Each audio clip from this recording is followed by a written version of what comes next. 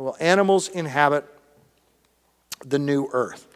Well, let's go back. A lot of people think that's sort of a silly question. Well, what do you mean? Animals? I mean, is this sentimental thing about animals cross the rainbow bridge and go to heaven, and then one day we'll see our animals again floating around up there? And it's hard to picture floating animals like it's hard to picture floating people. But see, now we've got a completely different concept of heaven, right? We're talking about the new earth. The new earth is parallel to the old earth. There's continuity. So now it becomes a very relevant question. Were there animals on the old earth? Of course. They were part of God's perfect design. So in Genesis 1, and God said, "Let the waters teem with living creatures."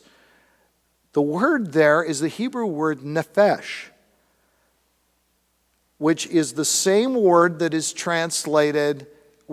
used when it says, "And God breathed into Adam the breath of life, and he became a living soul," or a living creature.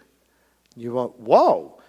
It's actually used of animals as well. Now, am I suggesting that animals are in any way equal to people? No, I am not. I'm just saying that the language uses the word that is translated for people, soul. Living creatures. So God created the great creatures of the sea and every living and moving thing. And again, you get with the living thing, you've got nephesh, with which the water teems. And God said, "Let the land produce living creatures," nephesh, "according to their kinds, livestock, creatures that move along the ground, and wild animals.